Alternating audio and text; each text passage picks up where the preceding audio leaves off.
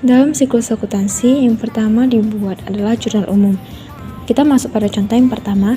Di tanggal 1, pemilik menyetor modal kas sebesar 40 juta, peralatan sebesar 20 juta. Maka, jurnal umumnya adalah kas didebit sebesar 40 juta, peralatan didebit sebesar 20 juta, modal dikredit sebesar 60 juta. Kenapa? Karena di sini yang pertama adalah kas dan peralatan, maka letak dan posisinya berada di debit, sementara modal bertambah di kredit. Transaksi tanggal 2 yaitu pembelian air baku tunai sebesar 500.000. Maka jurnal umumnya adalah beban air di debit sebesar 500.000 dan kas kredit sebesar 500.000. Karena di sini yang bertambah adalah beban, yang berkurang adalah kas. Jika beban bertambah, maka ia akan terletak di debit, dan jika kas berkurang, maka letaknya di kredit. Transaksi tanggal 3 yaitu pembelian galon kosong kredit sebesar 250.000. Nah, pembelian galon termasuk sebagai perlengkapan, maka dia letaknya di debit. Karena transaksinya kredit, maka ada utang. Nah, perlengkapan di debit sebesar 250.000 dan utang usaha di kredit sebesar 250.000.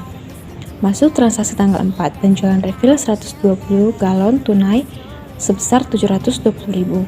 Nah, yang bertambah di sini adalah kas. Lalu ada pendapatan usaha juga, maka jurnal umumnya adalah kas di debit sebesar 720.000 dan pendapatan usaha di kredit sebesar 720.000. Masuk transaksi tanggal 5, pembayaran utang ke supplier sebesar 150.000.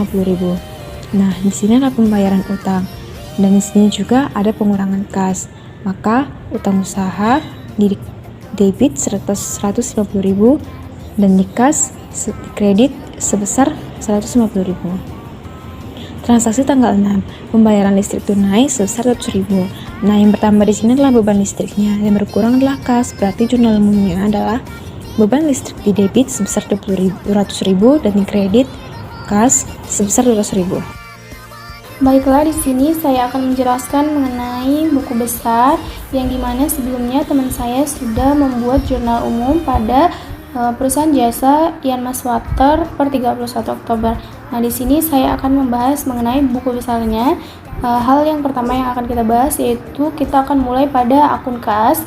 Seperti yang kita ketahui, di dalam jurnal umum tersebut sudah diletakkan di mana bagian debit dan kreditnya kas tersebut. Yang pertama itu adalah tanggal 1, di mana pemilik perusahaan menanamkan modal sebesar 40 juta. Kemudian kita lihat di dalam jurnal umumnya itu diletakkan pada debit. Maka di dalam buku besar juga kita letakkan pada akun debit. Kemudian kita lihat pada tanggal 2 dilakukan pembelian atau pembayaran air. Di jurnal umum tersebut diletakkan kas di dalam sisi kredit, maka di buku besar juga kita letakkan pada sisi kreditnya. Nah, pada tanggal 4 dilakukan penjualan atau pendapatan usaha, di mana diterima penjualan sebesar 720.000 yang diletakkan pada akun debit. Nah, pelunasan utang di dalam jurnal umum terletak bahwa kas terletak pada akun kredit, di mana pada buku besar juga kita letakkan pada akun kredit. Nah, begitulah seterusnya sampai pada tanggal 20. Kemudian kita masuk pada perlengkapan, di mana pada perlengkapan ini sama juga kita lakukan seperti akun kas, tapi di sini saya akan menjelaskan sedikit, yaitu di mana pada tanggal 3 dilakukan pembelian perlengkapan sebesar 250.000. Maka kita lihat pada jurnal umumnya yaitu terletak pada debit, maka kita letakkan pada buku besarnya itu juga di debit. Dan pada tanggal 8 juga dilakukan pembelian perlengkapan sebesar 50.000. Lalu kita lihat pada jurnal umumnya itu terletak pada debit juga, maka kita letakkan di buku besarnya itu juga pada debit. Nah, seperti itulah sampai ke peralatan, kendaraan, utang, modal, pendapatan usaha, beban listrik, beban air, hingga beban kendaraan. Baiklah, setelah pemostingan buku besar, sekarang kita lanjut pada pembuatan neraca saldo. Dalam neraca saldo ini, kita hanya perlu memindahkan saldo akhir pada buku besar ke dalam neraca saldo. Namun, sebelum itu, kita harus mengetahui peletakan posisi akun debit dan kredit sesuai aturan akuntansi, di mana aset dan beban itu terletak pada debit, sedangkan pendapatan, kewajiban, modal itu terletak pada akun kredit. Nah, kemudian kita lihat pada akun kas tadi, di mana dalam saldo akhirnya itu sebesar 40.620.000. Karena kas itu termasuk ke dalam kelompok aset, maka kita letakkan pada neraca saldo, yaitu pada sisi debit. Kemudian perlengkapan, di mana saldo akhirnya itu sebesar 300.000, maka kita letakkan kepada sisi debit juga. Karena apa? Karena perlengkapan juga termasuk kepada kelompok aset. Begitu juga dengan peralatan dan kendaraan yang termasuk kepada kelompok aset, maka diletakkan pada sisi debit. Kemudian kita masuk ke akun utang, di mana saldo akhirnya itu sebesar 100.000. Begitu juga dengan modal dan pendapatan, hingga sampai pada ke beban-beban itu terletak pada sisi debit. Nah, kemudian setelah kita memindahkan seluruh buku besar ke dalam neraca saldo, kita hanya tinggal menjumlahkan sisi debit dan sisi kreditnya. Setelah balance, maka neraca saldo dapat diteruskan. Jurnal penyesuaian. Dalam transaksi Yanmas pada akhir bulan Oktober, data penyesuaian disiapkan dengan 3 pernyataan, yaitu yang pertama adalah perlengkapan atau tutup galon yang masih tersisa sebanyak Rp20.000. Sedangkan pada neraca saldo, perlengkapannya yang menjadi saldo awal perlengkapan sebanyak Rp300.000. Jadi hasilnya adalah beban perlengkapan sebanyak Rp280.000 dan perlengkapan sebanyak Rp280.000. Maka penulisannya pada tabel jurnal penyesuaian adalah beban perlengkapan Rp280.000 terletak pada debit, dan perlengkapannya sebanyak Rp280.000 terletak di kredit. Pernyataan yang kedua yaitu kendaraan mengalami penyesuaian sebesar Rp50.000 per bulan. Nah, pernyataan yang ini kita tinggal memindahkan pada tabel jurnal penyesuaian, yaitu beban penyesuaian kendaraan sebanyak Rp50.000 terletak pada debit, dan akumulasi penyesuaian kendaraan sebanyak Rp50.000 terletak pada kredit. Pernyataan yang terakhir yaitu yang ketiga adalah peralatan mengalami penyesuaian sebesar Rp200.000 per bulan. Pernyataan ini juga kita tinggal memindahkan pada tabel jurnal penyesuaian, yaitu beban penyesuaian peralatan sebanyak Rp200.000 pada debit dan akumulasi penyesuaian peralatan sebanyak Rp200.000 pada kredit. Nah, untuk siklus akuntansi yang berikutnya pada perusahaan Yanmas Water, yaitu kertas kerja. Kertas kerja terdiri dari bagian neraca saldo awal. Neraca saldo awal diambil dari saldo akhir dari buku besar.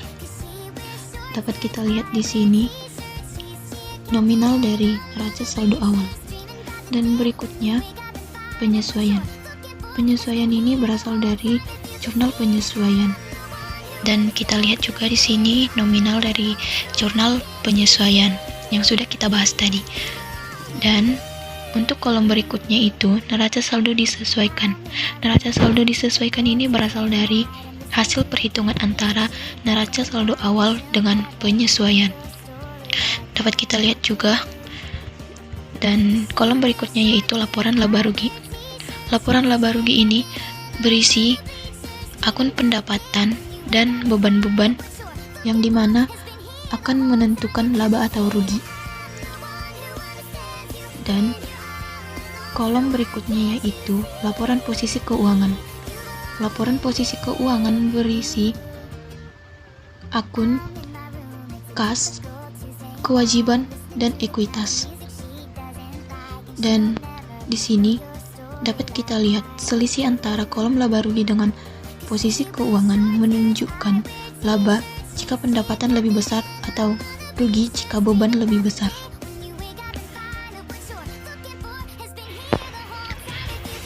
Berikutnya laporan keuangan. Yang pertama yaitu laba rugi. Laba rugi ini disusun berdasarkan data yang ada di kolom laba rugi pada kertas kerja yang sudah kita bahas tadi, yang dimana berisi pendapatan dan beban setelah penyesuaian. Dari kolom itulah kita dapat melihat selisih antara pendapatan dan beban yang akan menentukan apakah perusahaan tersebut memperoleh laba atau rugi. Berikut laporan laba rugi Jan Meswater. Yang pertama kita menghitung pendapatan dahulu. Pendapatan usahanya sebesar 4.774.000. Dan di sini kita akan menghitung beban-beban usahanya. Yang pertama beban air sebesar 500.000, beban listrik 200.000, beban kendaraan 254.000, beban perlengkapan 280.000, beban penyusutan 200.000, beban penyusutan kendaraan 50.000. Dan seluruh total beban tersebut yaitu 1.484.000. Untuk mengetahui apakah perusahaan tersebut laba atau rugi, kita lihat terlebih dahulu.